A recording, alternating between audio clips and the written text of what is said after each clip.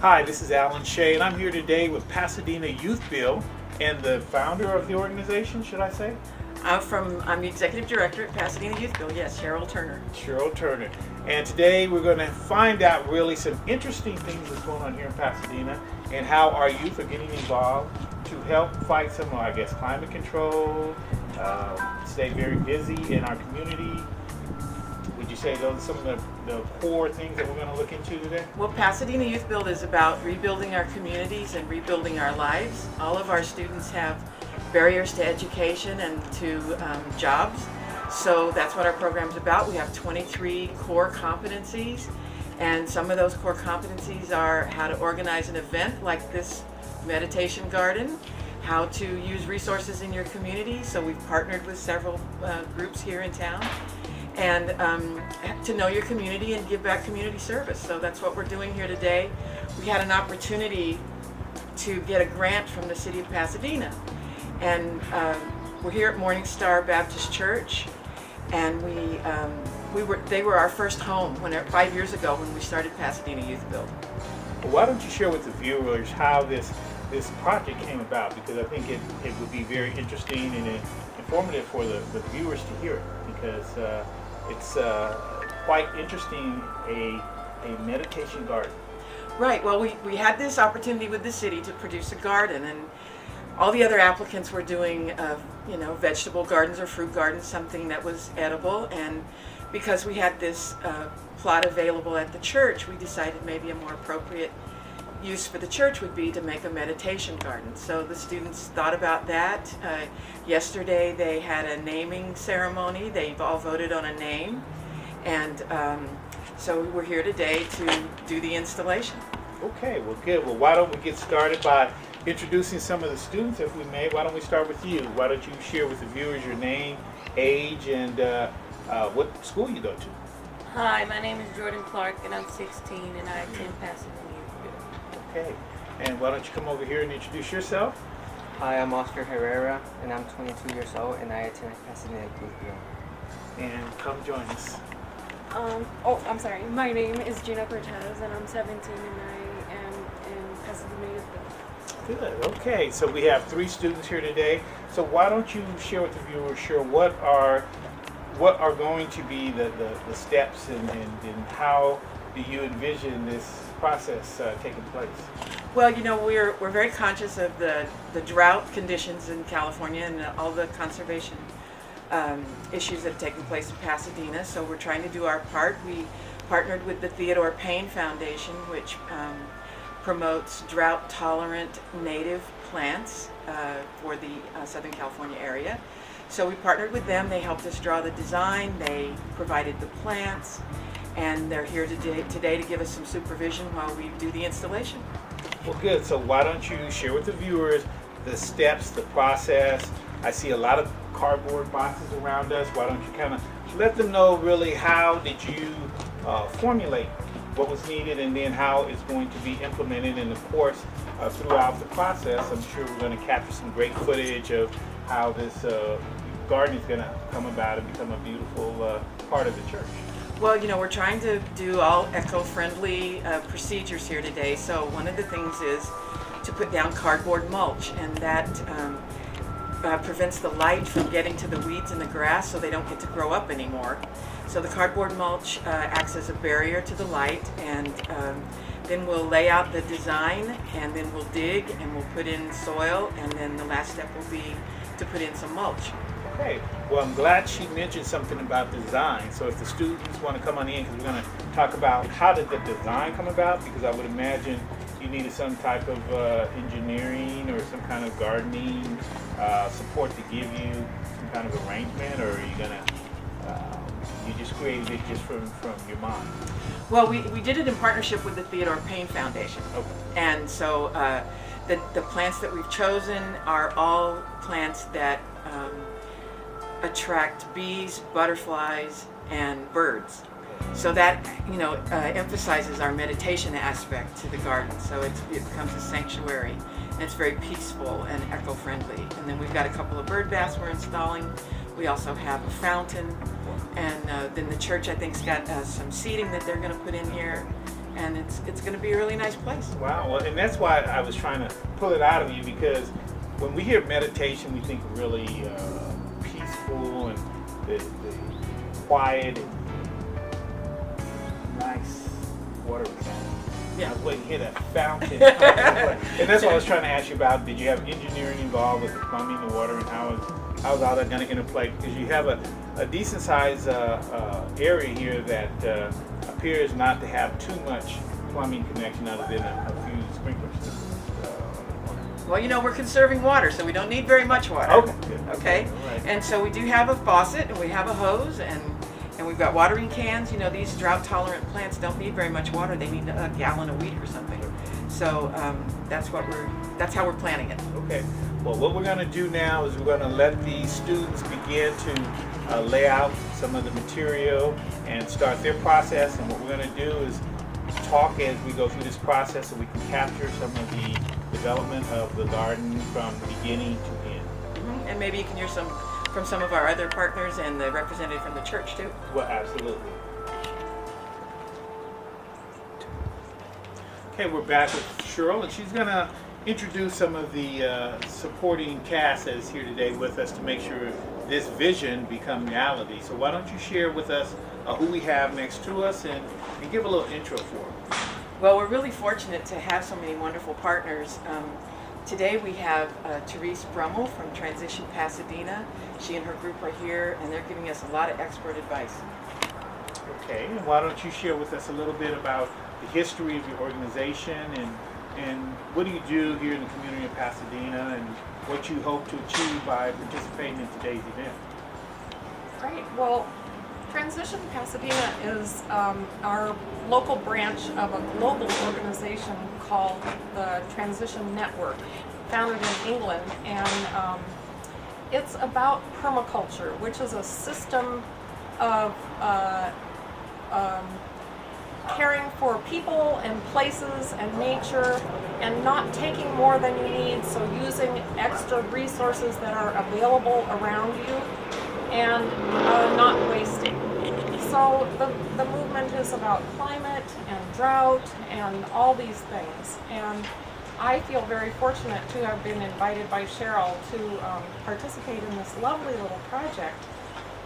Native plants are really so important in this whole big picture about regenerating the insects and bees and providing for the wildlife that's naturally here, the skunks and birds and all of that.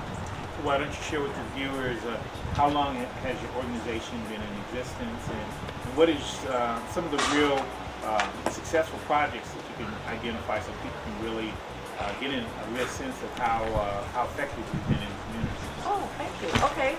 Yeah, we were founded in 2010, and we have a couple of main projects. One is the Troop Learning Garden on the corner of Los Robles and Del Mar at the Troop Unitarian Church.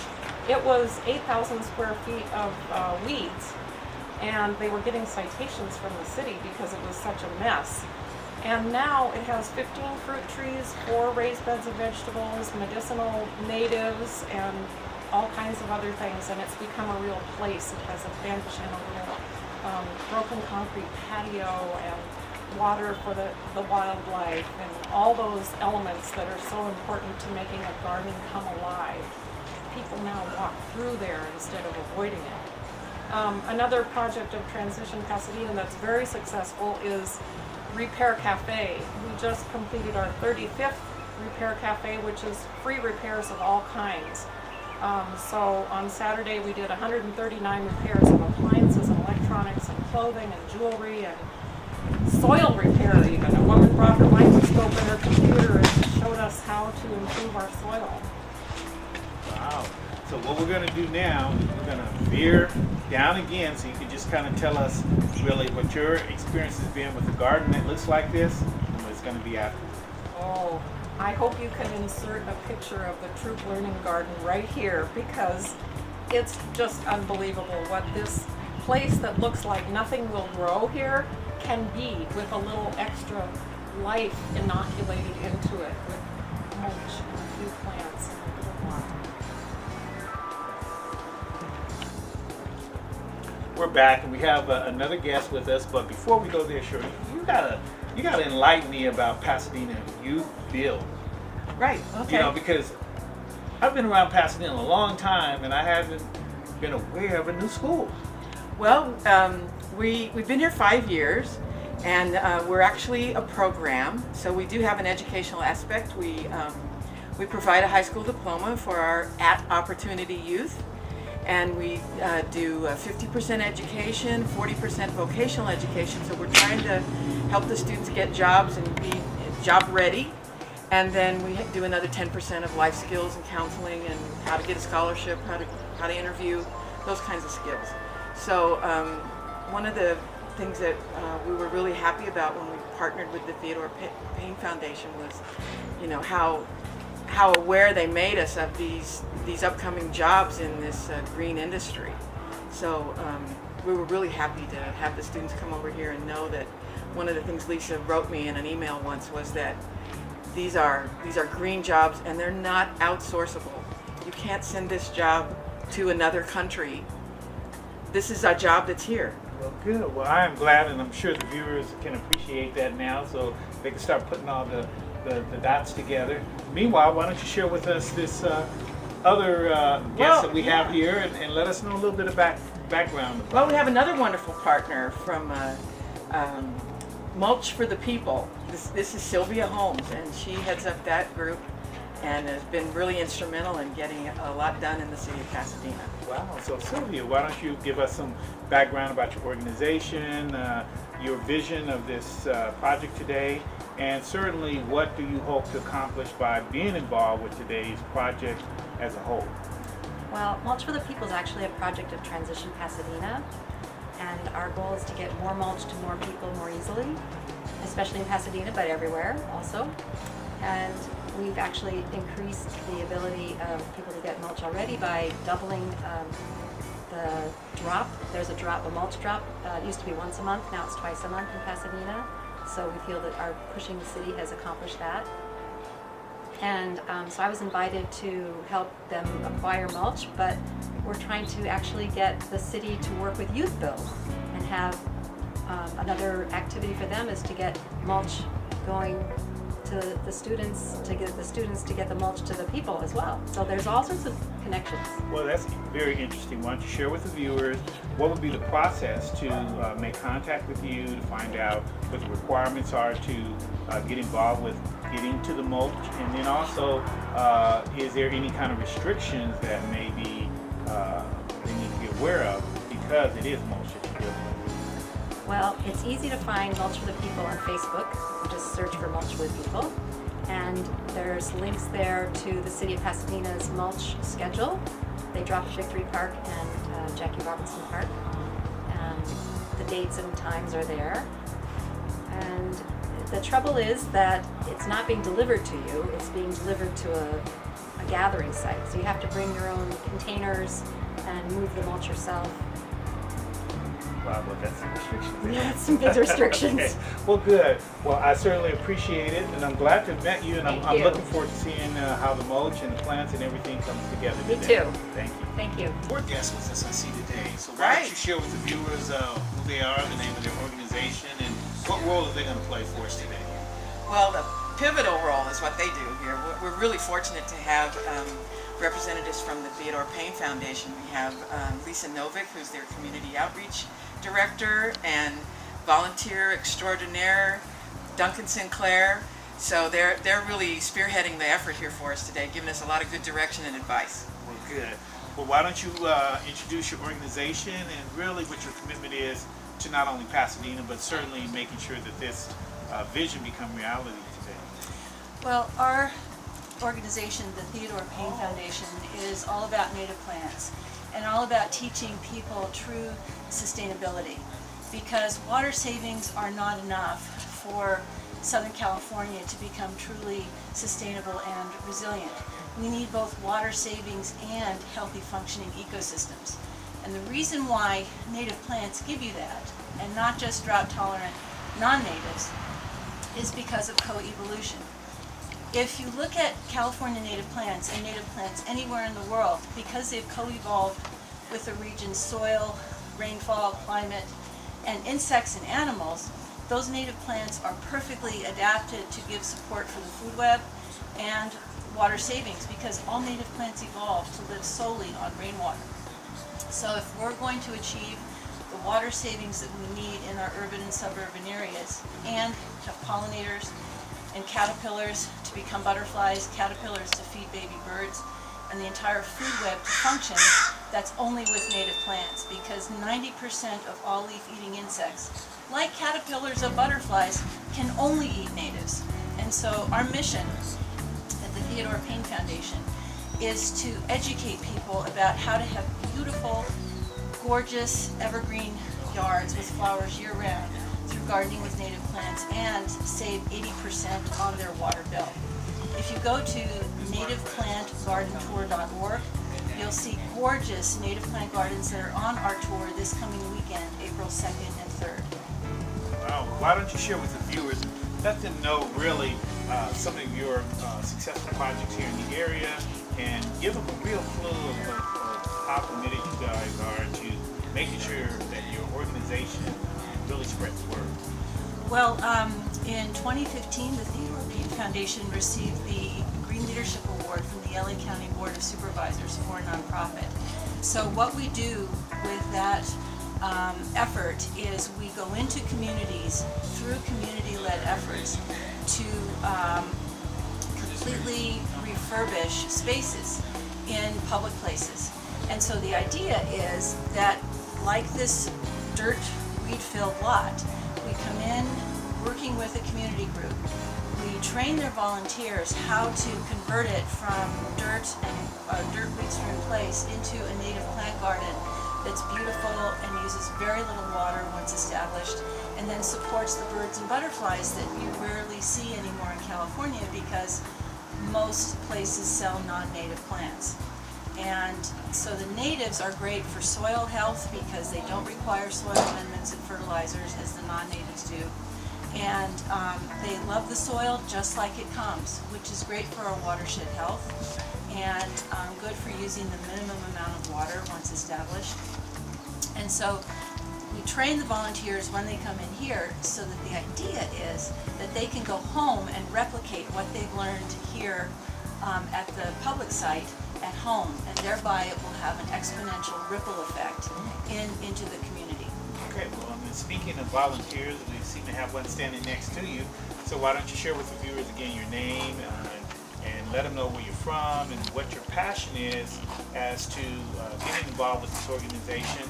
And last but not least, let the viewers know what project you've been involved with that's really turned out to be quite successful for you. My name is Duncan Sinclair. I'm originally from Australia, but I've lived in Pasadena for the last 3 years. I live just a few blocks away.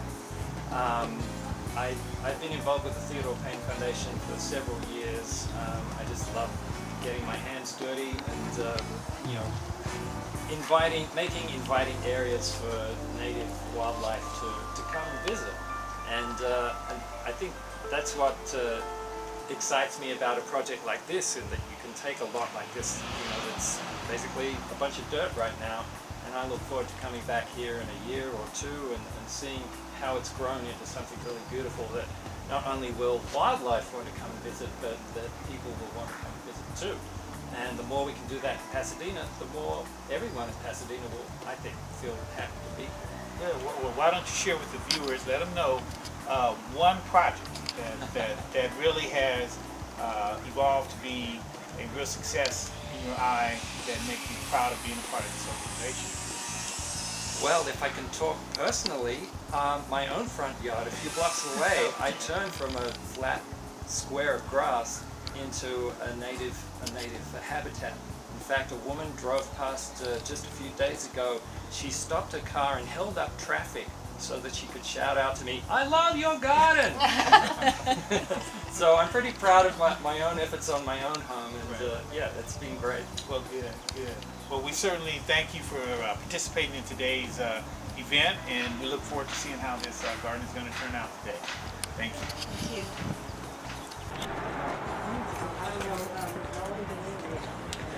And we're back with Lisa, Jordan, and Oscar.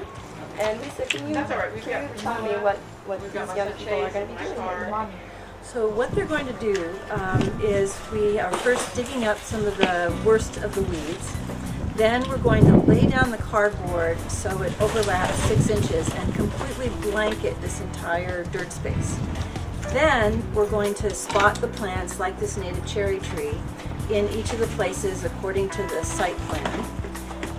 Then once all the plants are in the right place, then the students are going to cut holes in the cardboard, dig the hole that's twice as wide as the soil in the container and about as deep. Then we'll soak the holes several times so the water drains in to the ground completely, and then we'll plant the plants, then spread all the mulch. So, and this is exactly what they'd be doing in a home conversion garden. Okay. And Jordan and Oscar, I understand that you are enrolled in the program here in Pasadena. Can you tell me what the program is for? Youth Build Charter School. Okay. And with Youth Build Charter School, I understand that you guys are being taught life skills like planting, and these are skills that you're going to be able to take into the real world with you later on. How do you see yourself applying, using these skills for your life? I feel like this is a good opportunity to make the garden here, and I hope it turns out right in the future. Okay. Do you have any plans, like, going forward as far as careers? I plan on going to PCC to take up nursing. Yeah. Awesome, congratulations. And what about you, Oscar? What do you see for the future? How do you plan to use the skills that you're being taught today and throughout the program? Well, I don't know. I'm just trying to. All right, that's a normal. That's what I'm looking for. Okay. Are you enjoying your time out here and learning how to garden? Yes, ma'am. Thank you guys. And we'll let you get to work. Thank you. Yes. All right, and we're back with Therese. It's hard work here in the garden. Therese, that's what business are you planting in right now, actually? Actually, no, I'm digging up some of the weeds just to give them less of a chance to grow back. All right. It's actually not really even necessary when you're doing this kind of cardboard mulching. But it's a little head start so that just to make it fewer weeds won't come and the native plants have a better chance to take hold in the ground. And what is going to be planted over here? Well, the native cherries are going to be the 2 cornerstone, and they should provide beautiful shade because this is a south-facing garden here. And there's going to be a nice little crescent-shaped path and beautiful native plants that flower. And I'm here with Priscilla, who is a volunteer coordinator, am I correct? With which organization? Well, I've just volunteered to be a volunteer at Youth Build. I came from Chicagoland, and I was looking for something to do because I worked for a youth build program. I was named one of the programs coordinators for events. So since I've been in California, I went to find something to do. So I came to looked up Youth Build on the website. Okay. And went to visit. And of course, they asked me, what do you do? And I told them. And so I wanted to volunteer. So when Cheryl approached me about coordinating the garden, I was happy to do it because I'm very spiritual. This is now my church. I joined this church. Okay. So because I was looking for something in the community that I could do and help out. Because that's just my MO is helping out, especially with the young people. Yeah. I love to work with young people. And our young people really need it. They definitely need it. So that's how I came to the garden. That's so gracious and generous of you. I'm very grateful, and I really hope there's more and more people like you. How are you enjoying? Well, sure. Why don't you tell us who we have to my right and really share with the viewers what role he's playing today and how important it is for your organization, this gentleman, Team Up. Well, Brother Mitchell is here from Morning Star Baptist Church, And they've been an integral part of the development of Pasadena Youth Build in the community. We've known them for 5 years, and they've been very supportive of our students. They've come over and taught etiquette classes for us. They've helped us with gifts at the holidays. They've supported birthdays. They've done a whole lot of work with our students and been very supportive of their development in the community. Wow, well, let's go from one community leader to another and share with us what your hopes are for the garden and what it will do for your church, and are you excited about it? Oh yes, I'm excited about it. Sure, I've been here for 5 years, and she's done a great job for this church, and we appreciate her. She has a school here, and now she trying to beautify the church with flowers and things. So I've been a member of this church since 1968, and I came up here in 70, and we bought this church, and they had 5 pastors, and Reverend Charlie is our last pastor, and so he's doing a great job for us.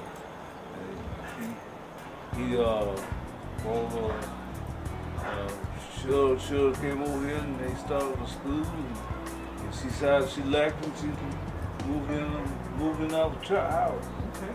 And she's been a great service to this church. So we're happy to have her here and happy to bring you all here to beautify this church.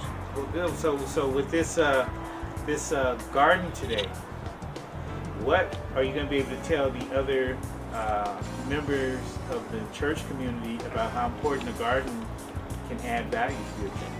Oh yeah, I definitely will tell them that, man. They will see the result when they walk through all these beautiful classes around here. Well, we certainly appreciate it, and we certainly are glad that the viewers got a chance to hear you and hear how important it is for your church to get this opportunity here. Yeah, and it's good to know you.